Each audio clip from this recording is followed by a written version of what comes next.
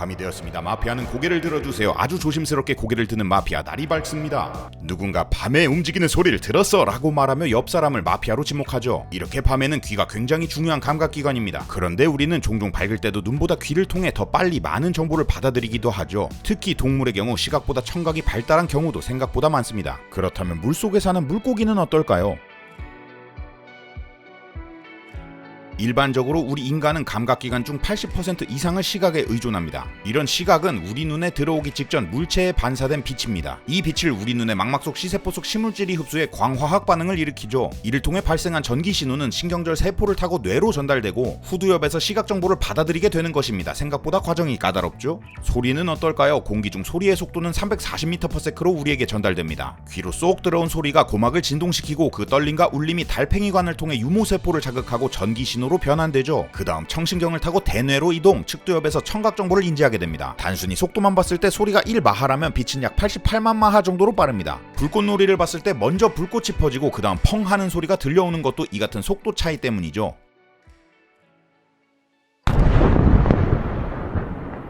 이런 속도 차이에도 불구하고 우리 인간은 빛보다 소리에 대해 더 빠르게 그리고 민감하게 반응할 때가 있는 것도 같습니다. 네커의 정육면체로 유명한 뇌과학자 에른스트 페펠 교수는 빛과 소리의 속도 차이가 날 때 우리 뇌가 이 정보를 받아들이는 속도도 똑같이 차이가 나는지를 측정해 보았습니다. 눈으로 들어온 시각 정보를 우리 뇌가 내가 봤어 라고 반응하는 데에는 약 0.17초가 걸렸고요. 귀로 들어온 청각 정보가 전달돼 뇌가 들립니다 라고 반응하기까지 걸린 시간이 약 0.13초였죠. 페펠 교수는 물리적인 빛과 소리의 전달 속도와는 별개로 우리 뇌에서 일어나는 정보 처리 속도 면에서 청각이 시각보다 약 0.035초 빠르다는 것을 알아냈습니다. 이걸 바탕으로 계산해보면 12m 이내의 거리에서 빛과 소리가 동시에 출발한다면 우리는 소리에 대해 먼저 반응할 수 있다는 결론이 나오는데요. 이 연구를 본 일본의 물리학자 타케우치 가오루는 탁구 같은 12m 이내에서 벌어지는 스포츠라면 귀가 빠른 정보를 받아들이는데 더 중요할 거란 예측을 내놓기도 했습니다. 이런 상황에서 귀가 눈보다 빠르고 정확한 데에는 두 가지 이유가 있습니다. 우선 시각적 정보는 물체에 반사된 빛을 보는 것이기에 물체와 눈 사이에 장애물이 없을 경우에만 볼 수 있죠. 반면 청각적 정보는 물체가 직접 방사하는 소리를 감지하는 것이기 때문에 장애물이 있더라도 정보를 뇌에 전달할 수 있습니다. 또 우리의 뇌는 시각 정보의 경우 초당 15번에서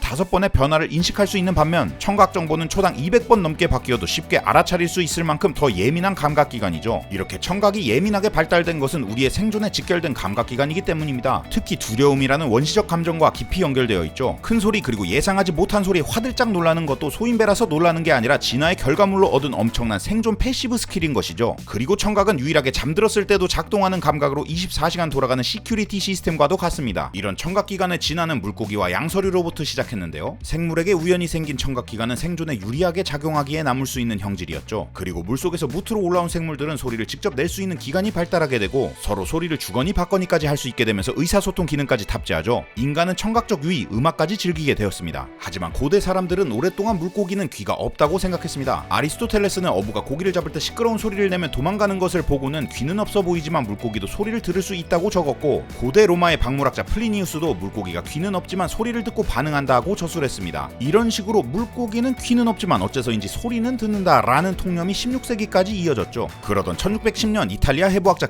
카세리우스가 물고기의 귀를 찾아내게 되었는데요. 물고기는 귀가 머릿속에 숨어 있었습니다. 그 이전 시대에 물고기도 귀가 있다는 것을 놓친 이유는 겉으로 보이는 귀, 외이와 고막과 같은 중이가 없기 때문입니다. 대신 물고기는 뇌 옆에 붙은 내이만 있었죠. 우리 인간의 경우 외이인 귓바퀴가 소리를 모으고 외이도를 통해서 소리를 전달하죠. 그 소리를 중이의 고막이 인체 조직에 맞는 진동으로 렌더링하게 되고 내이의 달팽이관을 거쳐 뇌로 전달되는 것이죠. 그런데 귓바퀴는커녕 외이도와 고막도 없는 물고기는 어떻게 소리를 듣는 걸까요? 일단 물고기는 소리를 모으고 전달하는 기관이 없어도 다이렉트로 머릿속 내이로 소리 진동이 전달되는데요. 이때 내이에 있는 이석이 진동을 인식해 뇌에 청각 반응을 일으키는 것입니다. 이석은 탄산칼슘으로 구성되어 있어 물고기의 몸 그리고 물과 다른 밀도값을 가지고 있죠. 그 덕에 소리를 수신 반사하며 진동하게 됩니다. 그리고 이석은 물고기가 성장할수록 그 크기도 조금씩 커지는데요. 이석이 커지면 소리를 받는 면적이 넓어져 소리에 더 잘 반응하게 되죠. 그래서 물고기는 나이를 먹을수록 더 예리한 청각 능력을 발휘할 수 있습니다. 이런 이석의 성장은 마치 나무의 나이테처럼 1년마다 그 무늬를 남겨 물고기의 나이를 알아보는 지표로 쓰이기도 하죠. 거기다 물고기는 보조 청각 시스템이 두 가지 더 있습니다. 공기주머니인 불에와 감각기관인 측선이 바로 그 역할을 하는데요.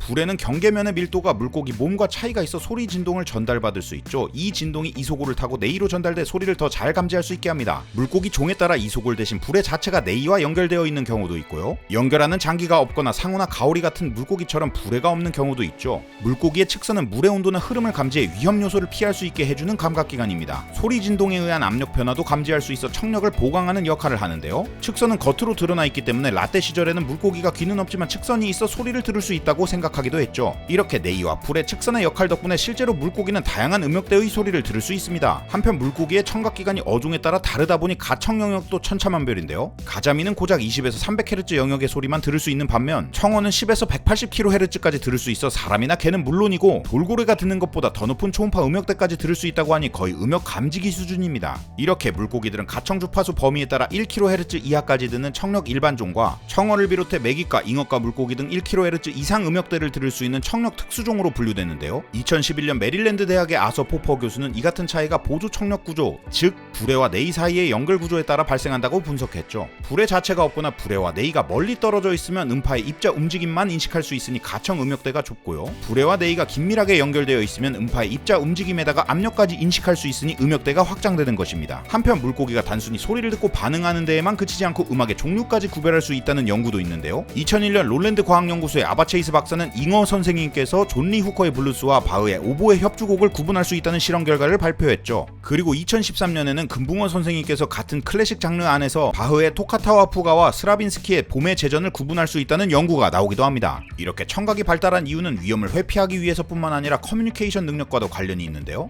2022년 코넬 대학 연구소의 수석 생태학자 라이스는 물고기가 턱을 움직이고 몸을 진동시키고 심지어 힘줄을 튕기는 등 다양한 소리를 통해 커뮤니케이션한다고 밝혔죠. 그동안 우리가 듣지 못해 모르고 있었을 뿐 물속은 물고기의 수다로 시끌벅적했던 것이죠. 아무튼 물고기의 청각기관 이야기 생각보다 길어졌네요. 여러분도 이 영상 보셨으니 나중에 물고기를 보거나 회를 먹으면서 물고기 귀가 있게 없게를 이야기하길 바라면서 안 될 거 TMI 약이었습니다. 보시고 도움이 되셨다면 구독 그리고 좋아요 그리고 댓글 부탁드리겠습니다. 안녕.